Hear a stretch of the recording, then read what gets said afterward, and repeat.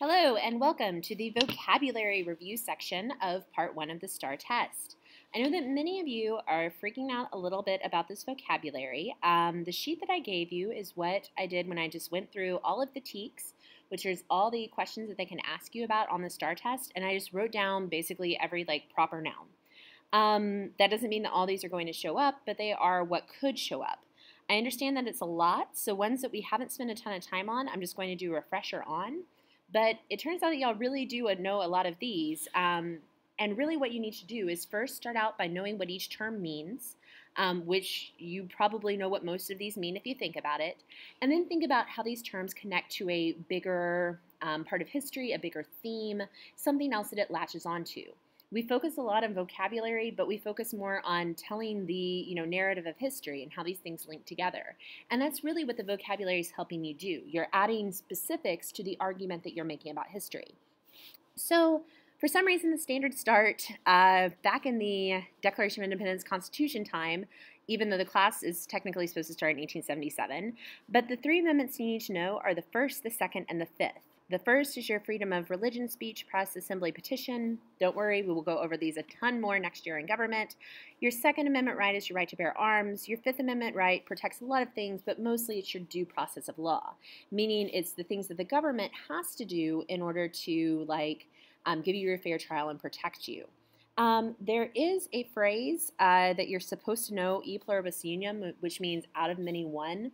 Think about this like the 13 colonies coming together, those Articles of Confederation coming together to form this strong government, this strong constitution. Egalitarianism is just a fancy word for equality. We talked about that when we talked about Alexis de Tocqueville, who was the French guy that came over, wrote about America, wrote the text Democracy in America, where he reflected on our system of government. The TEKs then have a few revolutionary guys / Constitution guys that we talked about some but not others. Benjamin Rush is, I think, kind of their replacement for Thomas Jefferson. We talked about him super briefly. He was a signer of the Declaration of Independence, but in all, he was like the Enlightenment guy. He basically is doing a lot of the same things that Jefferson is doing as far as research, thinking, various things. But his real thing that he's concentrating on is medicine. He's kind of the father of modern medicine. He also is a big supporter of education. John Hancock, you should remember as the guy that signed super big on the Declaration of Independence. He was the guy in charge of the the convention, the Second Continental Congress, where they were writing. John Jay, you should remember from Treaty of Paris, Federalist Papers, Jay's Treaty. He's the first Chief Justice of the Supreme Court. He, along with Hamilton and Madison, are the ones writing those Federalist Papers. John Weatherspoon signed the Declaration of Independence. He's mostly like a legislative guru. He's going to be the one really handling all of the legislative side of things while the Articles of Confederation are going on. And then Charles Carroll, last guy, signed the Declaration of Independence. He's the longest living signer of it. He's also later a senator from Maryland, and this kind of connects to that theme of Maryland being that haven for Catholics because he's a Catholic, and he comes from this long line of people that are there. So that's the stuff that we definitely didn't cover as much as we could have that could just sort of pop up randomly on the test. What is important to pull out of that are that your Bill of Rights protects your civil liberties, your various things, and we'll do a whole class next year on that. And then that there were many people that were instrumental in the founding of our nation that either were in the Declaration of Independence or the Constitution. We talked about several, John Adams, Jefferson, etc. These are just some specific ones that may show up on the STAAR. We then kind of transition awkwardly to the Gilded Age. The Gilded Age, you should be able to talk about these pretty clearly. What I hope that you are able to do is to construct a sentence in your head like Andrew Carnegie used the Bessemer process to perfect the process of steel. He therefore, because it was laissez-faire economics and no one was controlling the economy, became a robber baron who controlled much of the capital.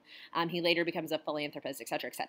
So you should know what these words and how they relate to each other and be able to construct some sort of coherent sentence out of it. A couple of ones that I thought you might have forgotten about are the Knights of Labor, the American Federation of Labor, and Samuel Gompers. We went through all that very quickly.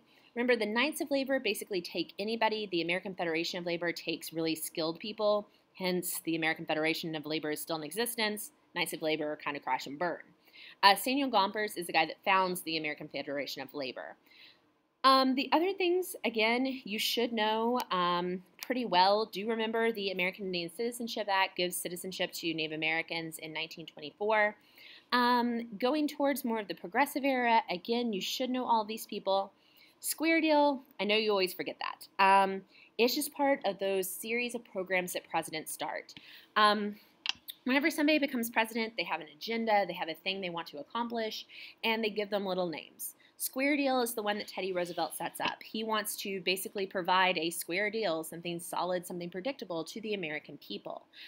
Think about this with, he wants to be the everyman president, etc. He also has his new nationalism, which we can talk about when we talk about the expansionism. Just as sort of a refresher, Wilson has this new freedom, which has a lot to do with the amendments that get passed. FDR has his New Deal. Truman has his Fair Deal. JFK has his New Frontier. LBJ has his Great Society. So each one has a term, but think about them more as being just like what that president wants to accomplish in his administration. And it's just like a handy name of saying these are the 50 programs I want to get accomplished. Taft, poor Taft. Please don't forget about Taft. He did some really important things, but we always forget that he exists. Third parties, super important, particularly in the progressive age, because they are the things that are getting us, the populace and things of this nature. And then do not forget your amendments. Remember, 16 through 19 are income senators with wine and women.